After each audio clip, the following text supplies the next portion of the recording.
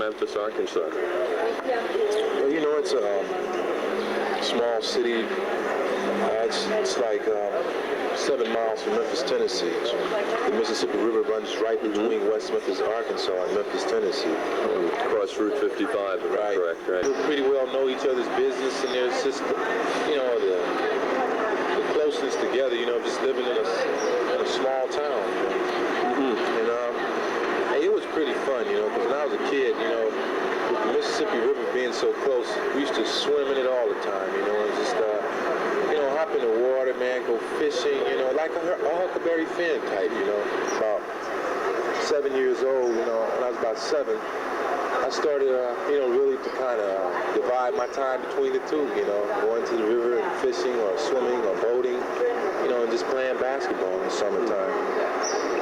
It's a, you know, the climate there in the summertime is so hot, you know, I mean, it's a muggy, hot weather. And, you know, with that being that way, and we being so active in the summertime, it kind of really conditioned our bodies, you know, we didn't really know it, you know.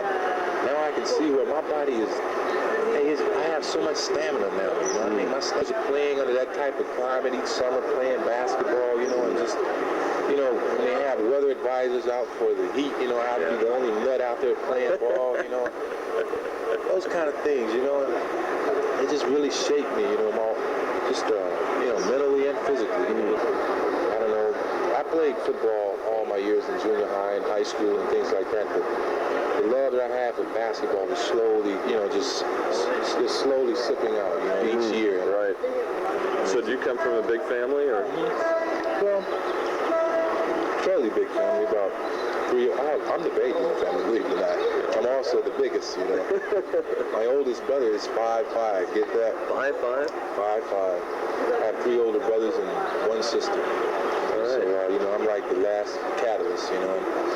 That's why, you know, the decision for me to stay in school this year, it wasn't a very tough decision, I don't think, because I'm the first kid in my family to go to school and stick with it this far. So I'm representing a whole lot, you know. I could really make a breakthrough for my family and sort of compensate, you know. I make my older brothers and sisters feel a little bit better, you know, for things, you know, to be thankful for.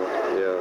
Sounds like you have a tight family. Hey, really, a tight family. Really, like a typical Southern Baptist. You go to church every Sunday, you know, and every other day, you know, you just try to be as nice as you can be, you know. Yeah. So, tell me a little bit about the Pan Am Games. I was reading that you're going to go try out. Now, when are those? Are they this summer? Right. They'll be in Venezuela from July 14th to August 23rd. Okay. If I get to be televised nationally, all the games back here on CBS. Which they do, yeah. So what's going to happen is there's a very select group of men that they select each year, which is about 30 players. And you go to this camp in Colorado Springs, and it's like the tryouts, and only 15 make it. So, how do you look at your future with the NBA after next year? I mean, looking forward to that, or? Things are shaping up beautifully for that. What position do you envision yourself playing? Oh, definitely power forward. Okay. You know, you gotta believe it, man. I have a nice outside jump shot, man. I really do, man. I can dribble the ball really well.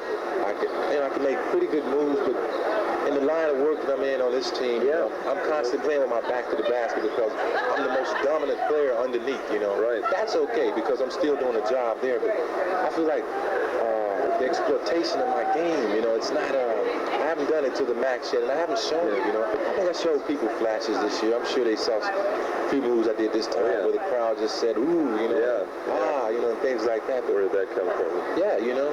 Yeah, I noticed that in your sophomore year, you were hitting from, you know, 15 feet out all the time, and then this year, all of a sudden I was pulled in. I know. I said, God, this is a whole different thing, but it's great. I mean, you know. Exactly. I mean, it's kind of like a musician. You have to be. That is the key. You must, you know, a lot of people think that if you're a big man, you know, you should work on your low post moves and your hook shots, you know, and just a little turnaround small jump shot. But what if you got a player that's coming up who can do those moves shoot the outside jump shot, pass really well, and rebound, then if it came down to you two deciding who's going to be the last, one of the two on the roster, who do you think they would pick? They would think the one that contributed the most in this all-around game, Right. Great example of that is Magic Johnson. Guy can pass. He has a little nice outside jump shot, not a great shot, He can run the court. He shoots, man. He's smart. He thinks the game, He can even play in the low post a little bit. See him throwing hooks and stuff. Right. Hey, man, right. It's to call $1 million player, Yeah. And believe me, they really recognize you for that in the NBA, And I know in the NBA my game would be much better because I'm not zoned a lot, I'll get a chance to go one-on-one. My defense is pretty good, so I'll get a chance to just do a lot of things, freedom on offense and defense, Yeah. Because I go up against zones 95% of the time. Collapsing on you all the time, Very few teams that even try to play a man-to-man, which is smart, Let's face it. You got a guy who's dominating underneath. Hey, why would you let one player go one-on-one? He'll kill us single-handedly, Right. So That particular team you always dreamed of playing on it? Well, of course, I'm sure everyone's team is either the Los Angeles Lakers, Boston Celtics, or Philadelphia 76ers. Tradition. Right. But, The Olympics now, how does that stand?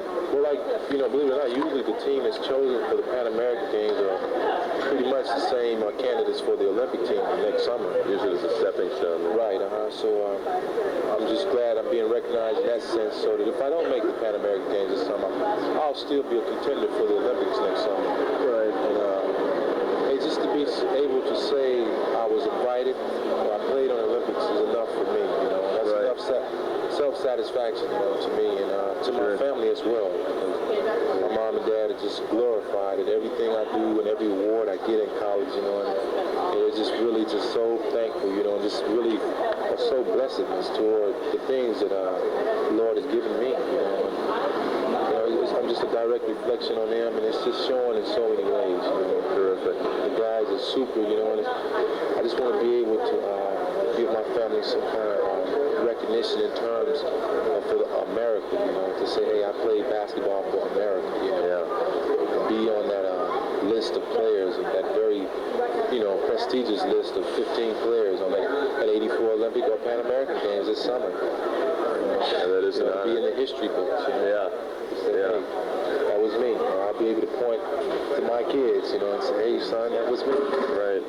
That's You fabulous. can do it too, so it's not impossible. The educational future, how are you viewing that? What are you majoring in, by the way? You're in mass communications, right? Right. How are you enjoying school and stuff? And I like it a lot, I don't know, I think it's a lot of fun, I think that's another one of the breakthroughs I'm really going for. As I mentioned earlier with my family. I would be the first kid to get their degree, and I think it would help my brothers and sisters psychologically too, to say, hey, the kid did it, You ever be watching a basketball game and you see or watching any kind of sport event, and you see a guy who's been trying so hard every year, and you see him in the last few guys to make it, or your favorite team is always hanging in there until the last minute and they drop out. Then one year they make it, and you just really saying, hey, I'm so happy for you, I'm so glad that you made it, or this team did it, and you kind of feel that love. That's the kind of love I think it would do for my brothers and sisters, for me to get that degree. Yeah. Believe me, it's so hard. I'm going to be honest with you, Wayne. It is so hard, man, because basketball takes up a lot of your time, and I really try to discipline myself in terms of, just studying, while we're flying around in the air, studying in hotels, it gets to be a nag at times, and you really get down on yourself, man. It's just so hard because you also have to make room for that concentration for the game that you're about to play the next night, Right. It's just so much that you take on, and I'm kind of, really, I'm very encouraged in that term because I've been doing it for the last 2 years. I mean, seriously, and it's been working, and sometimes, I break down, when I think about, gee, man, I just don't think I can do it anymore, Time after time, the Lord is just constantly inside of me saying, hey, I've taken you this far, and we've taken each other this far, and why lose out now? You're just about to make that pivotal move, to decide which way you're going. Right. How in the world do you control your temper under the boards? See you just holding back and saying, Yeah, that's right. I'll chill out. And how do you deal with that? Yeah, that goes back, a lot to my personality. Right. The way I was brought up. My mom was so very careful, in raising me and, kind of preserving, a lot of the different things that really hold up, hang up a lot of other kids. And, anger goes back to my faith in Christ. Anger is just something that's there. You let it inside of you. Just the same as sadness, and unhappiness. So I just take it like that on the court. When I get bumped or elbowed in the face or knocked down, believe me, the anger is inside of me. Because I think that's where it starts at. Everybody have potential anger in them. It's that whether or not you let it out. Yeah. So I just let it out I find it out that I can release it in different ways in terms of just smiling, or just saying, hey, as long as I can get up and run down the court, I'll be all right. That's my anger coming out, Smarter than that. I think that's what a lot of teams do. And I expect it a lot more next year. Yeah. But as I told you before, I'm a lot smarter than that, so it won't affect me. Right. Michael James, thank you very much. Thank you, Wayne.